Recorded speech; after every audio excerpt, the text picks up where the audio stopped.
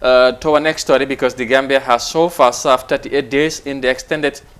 state of public emergency by the National Assembly in Banjul. This adjustment followed the expiration of a 21-day of partial lockdown declared by President Adama Barrow under powers vested in him by the 1997 Constitution. However, with the country counting more than 20 cases of the COVID-19 since March, the government is very likely to go for a longer state of public emergency. Let's have more details of that in this report. The Gambia is in the verge of further extension of the state of public emergency, which is due to elapse next week Tuesday. In April, the National Assembly extended the initial 21-day state of public emergency for additional 45 days that ushered some restrictions in the field of transport and commerce. The regulations closed all non-essential food outlets, schools, and places of worship across the country. The public had since complained of being locked indoors without optional means of living. The Vice President and Chairperson of the COVID-19 Ministerial Committee told iAfrica on Friday that the government will continue to rely on experts from the health sector to determine the need for another extension of the partial lockdown. Well, we are watching the situation because COVID is a pandemic, and you have seen the surge emerging as at now. Different countries are at different levels. So as it comes, then the decisions that His Excellency will take will depend on the technical guidance and advice from the Ministry of Health and other relevant institutions that will guide that process. So we are waiting to see. The Gambia government launched food aid worth $700 million in rice, oil, and sugar designated to support 84% of the needy and vulnerable households in the Gambia. As of last week, the greater percentage of the food aid had been dispatched to about 324 distribution points across the country, according to the Vice President, but more people are in the waiting sickness. When people are hungry, you cannot tell them wash your hands and come and eat. But I would urge them to just be patient, or everything that is moving from one corner of the country to the other is all for them. And 84% of the population is almost like covering the whole population. Whether what if offered by the government will be enough to motivate extension of lockdown or not, the Ministry of Health had more than enough reasons to stress the need to continue to stay at home. Since the outbreak of the coronavirus in the Gambia in March this year, more than 1,000 tests have been conducted, from which 20 have been confirmed positive of the virus. Looking at the projections we had, at this time should have been the peak. From now till around the 17th, we should have been having, without no social distancing, about 3,300 cases. And if we are having, so I think our measures, the measures the government has taken, has helped a lot. And I think we should ensure that we should not rest on our laurels, because we are surrounded, for example, by neighbors that are having a lot of cases, and we cannot rest until the fire around you is calm before you can stop. So I think our intervention should be the same, or even strengthened further. That would be our advice, I think, to the National Assembly going forward. During the first month, 8 out of the 10 cases were imported mainly from Europe, but the trend has changed in April and May, showing 7 out of the 10 cases under treatment as a result of local transmission of the COVID-19. The Africa Center for Disease Control and Prevention disclosed over the weekend that coronavirus cases are accelerating at an alarming rate as a number of African countries began to soften grip on restrictions due to the economic pressure. The number of confirmed COVID-19 positive cases across Africa had reached nearly 60,000 cases, the Africa Center for Disease Control and Prevention disclosed over the weekend. Reporting for iAfrica News, I am Absa Gueye. Waaw jërëjëf Absa ci report boobu, thank you, and of course ñu dellu ci report boobu noonu rek comme ni nga ko déggee Vice President bi wax na ko jamono ji yëpp xam nañ ne ñu ngi ci public state of emergency. Ci loolu nag daanaka lu ci des bareetut fu mu nekk nii ñu bari ñu ngi xalaat ndax dinañ ko yokk am déet léegi nag Vice President bi nee na fu mu nekk nii ñoom ñu ngi di bàyyi xel situation bi di waxtaan tamit ak ñi nga xamante ne mooy borom xam-xam yi ci health secteur bi ak yu mel noonu pour ñu advice nguur gi ak président bi yéen jéego la war a mën a tegati pour gis ne ndax nañ ko yokk am déet ci foofu lan noo gisee yëf yi nag buñ waxee ne public emergency 45 days ñu bëri xalo coow li bëri woon na tax na ba nguur bi am nuñ taxawee pour yóbbu ndimbal si nit ñi ak yu mel noonu coow la ba léegi jeexu tey lan mooy sa lan nga foog ne daal lan moo nguur gi noonu la ñëw taxawee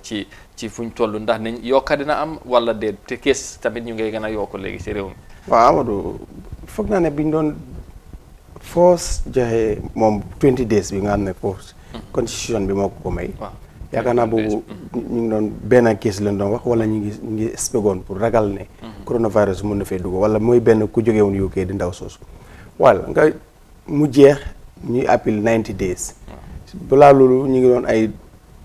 maybe 2 to 3 case 4 cases yooyu noonu something like that mooy wala jox leen 45 days waaw ñu jox leen ko den léegi nag kooku noonu ku doon am benn wala ñaar ñett am si jaaxle ba jël 21 days loolu war a ñëw jeex mu jëlaat mu demand 45 days ñu joxe 90 days ñu jël 45 days bi den benn ñaar si 45 days nga am 20 de kooku tam nag ba léegi fitam bi dalagu xelam bi du mun a dal xam naa ne lu muy gis ba léegi mooy ne dina niidaat pour laajte waat beneen 45 days bot nag ndax dina ko amaat si National Assembly mooy wax ji waaye xam naa ne ifin National Assembly comité boobu noonu nekk fa sax soo bàyyi xel am na ñu fi ñëw ñu ngi doon joxel jël mesure gis nañ ne su fekkee ne lii dafa nar a continuer cases yi dafi am gis na tam Sénégal tam seen cases number of cases yi mu ngay yokka soo kon tam ñoom mun a indiwaat beneen 45 days wante loolu jotagul lu si nekk rek am na pexe am na solution boo xam ne gis nañu ne réew mi yaa ngi wàññi seen restriction ci mesures yu ñu jël waaw ñu ngi koo wàññi ndax tamit foog loolu tamit xëy na nguur gi nañ xalaatee loolu xëy na mun nañu bàyyagum ko noonu ba ci kanam waaw wala ubbi yenn mesures yi yenn mesures yi waaw jël foog daal fu ne nii foog pexe moo si am foog nga am stratégie indi ko boo xam ne ni askan bi dinañ si mun a lijjanti seen boppa gën ko di ko moytu tam but fii nag problème bi rek mooy ne fii den moytuwut te itam dafa am buntu bu rëy boo xam ne nii moo gën a garaaw bu ko sam nga fii ku jógee Sénégal jaar nga si féeri bi ñëw Kombo fii oo nga ñëw Banjul waaw nga ñëw Kombo sa in fact so loolu problème te bunta boobu mënuñ koo tëj te loolu mooy main problème bi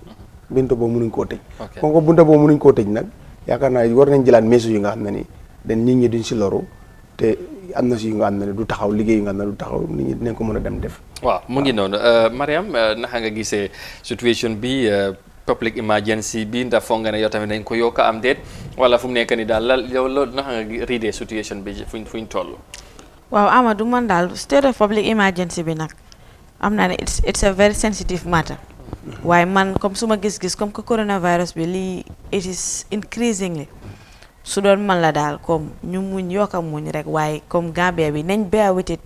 ñu extend to another 45 days wala maybe 30 days sax a month because comme lu coronavirus lu moo bañ mooy jege wante beeg demalante beeg ñëwante bi so suñu wàññee demalante bi comme Gambia ñun suñ problème bi mooy nekkuñ di practice di social distancing soo ko seetee si moto yi suñ demee marché garage yi te loolu sax waaw xam nga bu fekkee ne yokkuñ ko mooy moto yi moom dañoo ebaat comme nuñ ko doon defee ak yu mel noonu ak yeneen béréb yi nga xamante ni dajaloo gi sporting programmes yi gym yëpp dafa dana ubbi waat daal yooyu dafa ñëw luuma si luuma yëpp waaw exactly léegi nag loolu foog loolu mu ngi am xam naa ne solution mun na si am luuma yi sax mun nga leen a indil pexe ñoom tam dafa leen week bi ñu jom beneen week because tam luuma bi area boobu si luuma leen dee dunda yoo xam nga bu baax lu ma la te si biir weeru koor la nekk te weeru koor mu ngay dem te jeexitali weeru koor boobu dafa am lu si war tam ni ku nekk dafa am lu la si war te ñooñu raba yooyu si luuma yi lañ ko daan def kon war na indi beneen stratégie bu nga xam ne ni kooku dina si gis boppam te waaye da dina si moytuwaale feebar bi tam waaw am na solo bu baax a baax bu fekkee ne yomba na rek ñu dem Brikama jokkoo ak suñ gaay ci biti ñu seet daal tolluwaay bi foofu tamit naka la laata ñu dellu si wax ci leneen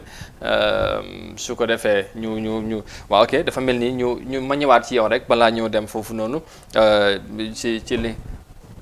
ci li nga xamante ne mooy ci situation boobu dañu war a dem foofu noonu ci Brikama waaye yaa ngi doon wax tamit lu am solo jaxasoo bi waaye dafa mel ni jaxasoo bi donte ne sax yokkaguñ ko wala state of public emergency am na waaye ñu bari ñu ngi jàpp ne ci marché boo demee nii yaa ngi def daal yaay moom duy dem marché Amadou gis nga de something lu Gambian si comme fail to understand mooy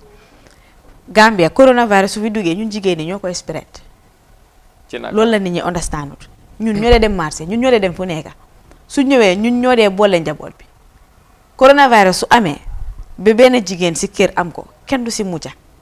parce que moom mooy tooga moom mooy raxas mooy jox jigéen bi benn jigéen si kër kan moo mun a wax ne man jigéen bi dee nekk si kër bi di tooga kenn du dee joxanteeg moom loxo wala du laal lu nga xam ne du ma ko dee laal soo ñun jigéen ñi suñ boppa ñun ñoo war a bàyyi xel bu baax a baax a baax a baax parce que ñun njaboot bu sew bi ñun lañ taxa soo wàccee liggéey wala yaa ngi dem marché ñëw soo ñëwee rek xale yi daw si yaa booy ñëw na yaa booy ñëw na waa ñun jigéen ñi ñun ñoo war a moytu bu baax xëy na góor yi sax mun ngaa génn dem ba ñëw doo laa dara yomb de ci marché bi déedéet comme góor ñi laa wax mun ngaa génn nga dem te yow soo ñëw dem ba ñëw mun ngaa génn sa kër nga ñëw dem ba ñëw doo laa dara waaye jigéen ñi comme loolu it is very impossible parce que ñu ngay dem marché ñu ngay dem jàppalanteeg lii dugga si lii dugga si laa waaw kay gis nga so ñun jigéen ñi ñoo war a mën ñëwee daal bi daa war na leen ubbi seen luuma yi comme que marché yi fii mu ngee dem nañ ci leen ubbi luuma yi marché yi fii mu ngee dem waaw tëjul fii marché yi very good nañ ci ñëwaat